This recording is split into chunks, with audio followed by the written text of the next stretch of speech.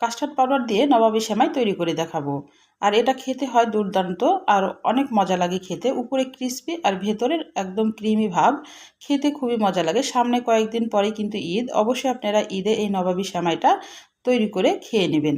আর খুবই সহজভাবে রেসিপিটা তৈরি করে দেখাবো, একদম সহজ। কাস্টার্ড পাউডার দিয়ে আমি তৈরি করে দেখাবো।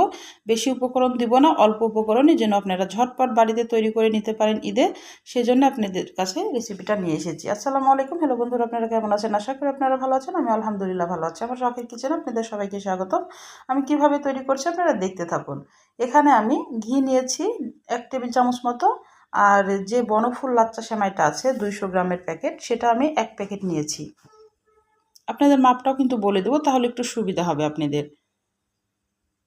এখন ঘিয়ের সঙ্গে একদম লো আঁচে সেমাইটাকে একটু ভেজে নিতে হবে 1 মিনিট মতো। আর একে একে উপকরণগুলো অ্যাড করব। আপনারা অবশ্যই প্রথম থেকে শেষ পর্যন্ত দেখবেন, তাহলে বুঝতে পারবেন যে আমি কিভাবে নবাবী সেমাইটা তৈরি করছি।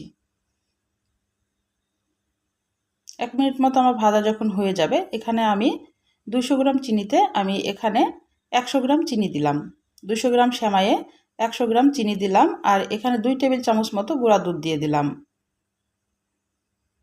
আমি 100 গ্রাম চিনি এই কারণেই দিলাম, কারণ ক্রিমে কিন্তু আবার যে খিরসাটা তৈরি করব কাস্টার্ড দিয়ে, সেটাতে কিন্তু চিনি দেব, কনডেন্স মিল্ক দেব।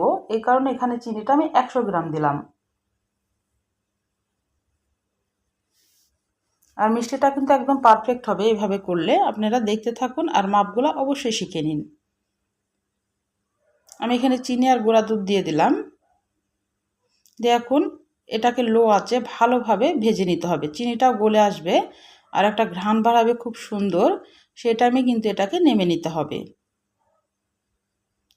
আর লাচ্চাটা কিন্তু একদম ভাজা ভাজা হয়ে যাবে। আমি নেমে নিয়েছি।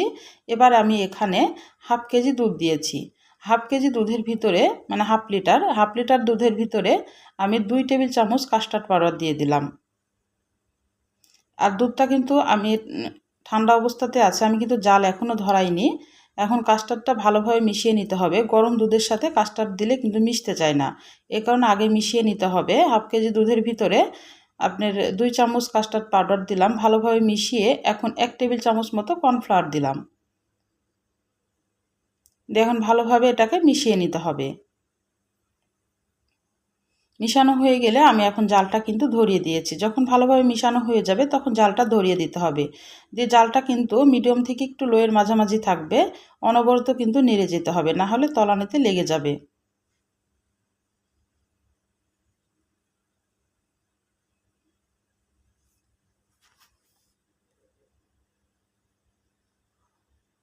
এখন আমি এই পর্যায়ে কনডেন্স মিল্ক ব্যবহার করব। 4 টেবিল চামচ মতো আমি কনডেন্স মিল্ক দেব।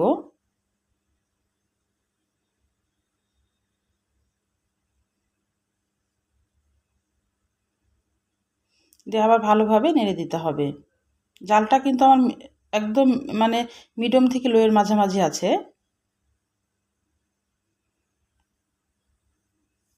আর এই নবাবী সেমাইটা খুবই মজা লাগে খেতে। অবশ্যই কয়েকদিন পর ঈদ, আপনারা এইভাবে ট্রাই করবেন। সবারই হাতের নাগালেই কিন্তু এই উপকরণগুলো থাকবে। খুব ঝামেলাবিহীন ছাড়াই কিন্তু আমি এই নবাবী সেমাইটা তৈরি করে দেখাচ্ছি। আর কাস্টার্ড পাউডারের দাম কিন্তু খুব বেশি না, 60 থেকে 65 টাকা নেয়। আপনারা যে কোনো দোকানেই পেয়ে যাবেন।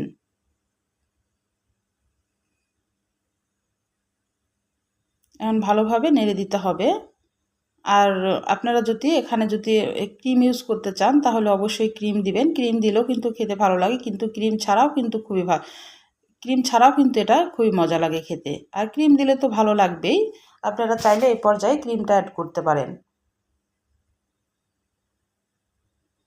যখন একটু ঘন হয়ে আসবে তখন আমি এখানে চিনি দিয়ে দিলাম। চিনিটাও আমি এখানে কিন্তু 100 গ্রাম দিয়েছি। লাচ্চাতে 100 গ্রাম দিয়েছি, এখানে 100 গ্রাম দিয়েছি। 200 গ্রাম চিনি 200 গ্রাম লাচ্চার জন্য। আর কনডেন্স মিল্ক দিয়েছি, একদম মিষ্টিটা পারফেক্ট হবে। আর আপনারা যদি আরও বেশি কড়া মিষ্টি খেতে চান, তাহলে আপনারা আরও 50 গ্রাম মতো চিনি অ্যাড করতে পারেন। যখন এরকম শক্ত হয়ে আসবে তখন এটাকে নেমে নিতে হবে। এবার পরিবেশন করার পালা। যে লাচ্চাটা আমি ভেজে রেখেছিলাম, আমি একটা বলে আমি এটাকে সাজিয়ে নিচ্ছি। আপনারা যে কোনো জিনিসে সাজিয়ে নিতে পারেন। অর্ধেক সেমাইটাকে আমি এখন দিয়ে দিব এইভাবে বিছিয়ে। অর্ধেকটা দিতে হবে আর অর্ধেকটা কিন্তু রেখে দিতে হবে, আবার উপরে দিতে হবে।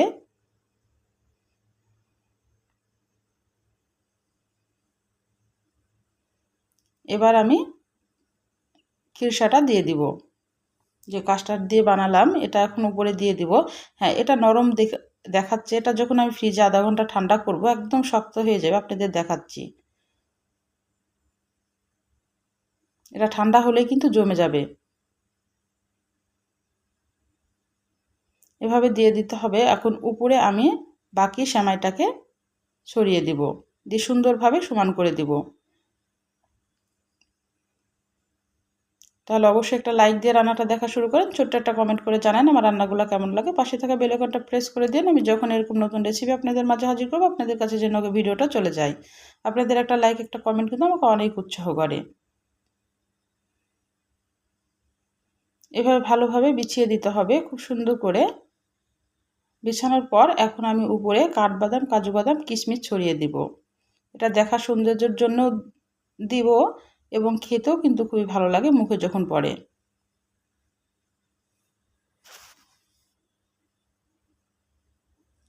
কাজু বাদাম নিয়েছি, কাঠবাদাম আর কিশমিশ একসঙ্গে নিয়েছি।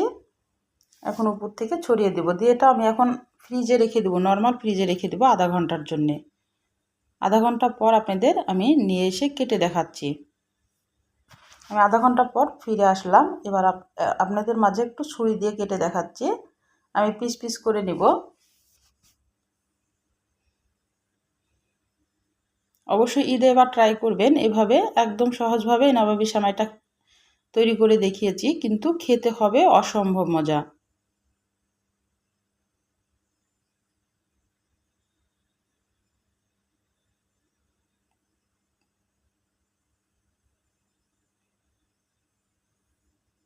আপনাদের এবার একটু তুলে দেখাচ্ছি। কত নরম ছিল, কিন্তু দেখেন এখন জমাট বেঁধে গেছে, একদম সুন্দরভাবে পিস হয়ে উঠে আসছে। তাহলে আজকের মতো বিদায় নিচ্ছি। আপনারা সুস্থ থাকবেন, ভালো থাকবেন। আবার কোনো নতুন রেসিপির সাথে হাজির হবো। আল্লাহ হাফেজ।